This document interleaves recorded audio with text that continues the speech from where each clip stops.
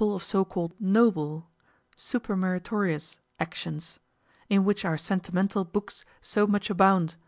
and would refer all to duty merely, and to the worth that a man can and must give himself in his own eyes by the consciousness of not having transgressed it, since whatever runs up into empty wishes and longings after inaccessible perfection produces mere heroes of romance, who, while they pique themselves on their feeling for transcendent greatness, release themselves in return from the observance of common and everyday obligations, which then seem to them petty and insignificant. Footnote: it is quite proper to extol actions that display a great, unselfish, sympathizing mind or humanity; but in this case we must fix attention not so much on the elevation of soul, which is very fleeting and transitory,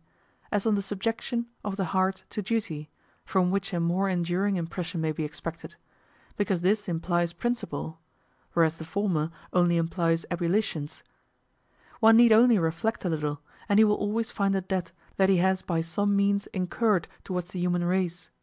even if it were only this, by the inequality of men in the civil constitution, enjoys advantages on account of which others must be the more in want; which will prevent the thought of duty from being repressed by the self-complacent imagination of merit. But if it is asked, what, then, is really pure morality, by which as a touchstone we must test the moral significance of every action?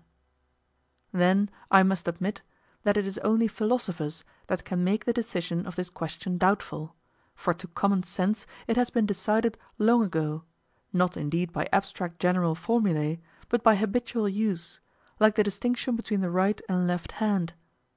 We will then point out the criterion of pure virtue in an example first, and, imagining that it is set before a boy of, say, 10 years old, for his judgment, we will see whether he would necessarily judge so of himself without being guided by his teacher. Tell him the history of an honest man whom men want to persuade to join the calumniators of an innocent and powerless person, say Anne Boleyn, accused by Henry VIII of England. He is offered advantages, great gifts, or high rank. He rejects them. This will excite mere approbation and applause in the mind of the hearer. Now begins the threatening of loss. Amongst these traducers are his best friends, who now renounce his friendship; near kinsfolk who threaten to disinherit him, he being without fortune; powerful persons who can persecute and harass him in all places and circumstances; a prince who threatens him with loss of freedom, yea, loss of life. Then, to fill the measure of suffering, and that he may feel the pain that only the morally good heart can feel very deeply, let us conceive his family threatened with extreme distress and want, entreating him to yield; conceive himself, though upright, yet with feelings not hard or insensible either to compassion or to his own distress;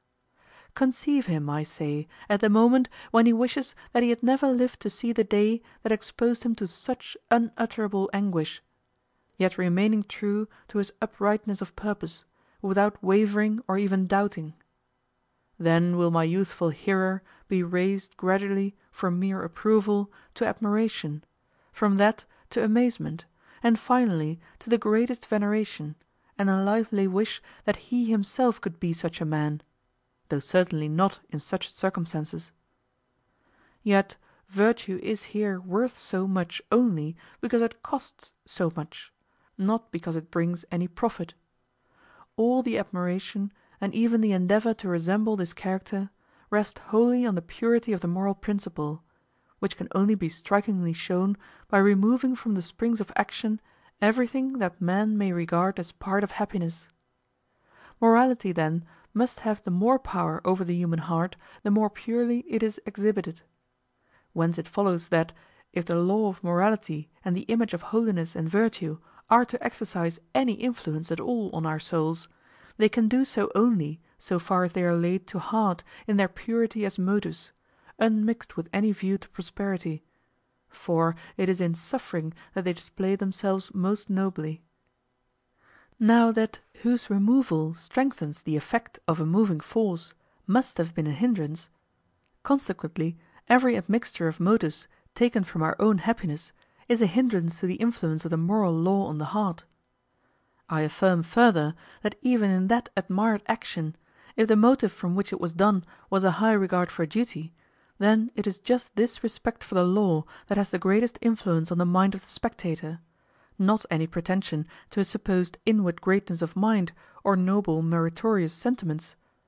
Consequently duty, not merit, must have not only the most definite, but, when it is represented in the true light of its inviolability, the most penetrating influence on the mind.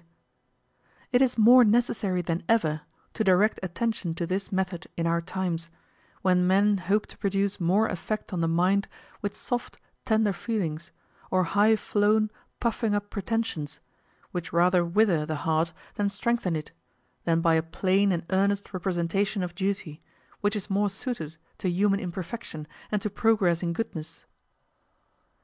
To set before children as a pattern actions that are called noble, magnanimous, meritorious, with the notion of captivating them by infusing enthusiasm for such actions, is to defeat our end. For as they are still so backward in the observance of the commonest duty, and even in the correct estimation of it, this means simply to make them fantastical romancers betimes. But even with the instructed and experienced part of mankind, this supposed spring has, if not an injurious, at least no genuine moral effect on the heart, which, however, is what it was desired to produce. All feelings, especially those that are to produce unwonted exertions, must accomplish their effect at the moment they are at their height and before the calm down; otherwise they effect nothing. For as there was nothing to strengthen the heart, but only to excite it,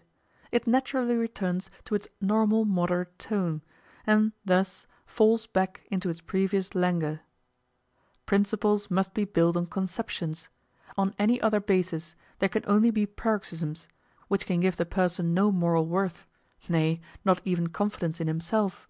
without which the highest good in man, consciousness of the morality of his mind and character, cannot exist. Now, if these conceptions are to become subjectively practical, we must not rest satisfied with admiring the objective law of morality, and esteeming it highly in reference to humanity, but we must consider the conception of it in relation to man as an individual; and then this law appears in a form indeed that is highly deserving of respect, but not so pleasant as if it belonged to the element to which he is naturally accustomed; but on the contrary, as often compelling him to quit this element, not without self-denial, and to betake himself to a higher, in which he can only maintain himself with trouble and with unceasing apprehension of a relapse. In a word, the moral law demands obedience, from duty, not from predilection, which cannot and ought not to be presupposed at all. Let us now see in an example whether the conception of an action as a noble and magnanimous one has more subjective moving power than if the action is conceived merely as duty in relation to the solemn law of morality. The action by which a man endeavors at the greatest peril of life to rescue people from shipwreck, at last losing his life in the attempt, is reckoned on one side as duty, but on the other, and for the most part, as a meritorious action; but our esteem for it is much weakened by the notion of duty to himself, which seems in this case to be somewhat infringed. More decisive is the magnanimous sacrifice of life for the safety of one's country; and yet there still remains some scruple whether it is a perfect duty to devote one's self to this purpose spontaneously and unbidden, and the action has not in itself the full force of a pattern and impulse to imitation. But if an indispensable duty be in question, the transgression of which violates the moral law itself, and without regard to the welfare of mankind, and as it were tramples on its holiness, such as are usually called duties to God, because in him we conceive the ideal of holiness in substance, then we give our most perfect esteem to the pursuit of it at the sacrifice of all that can have any value for the dearest inclinations, and we find our soul strengthened and elevated by such an example, when we convince ourselves, by contemplation of it, that human nature is capable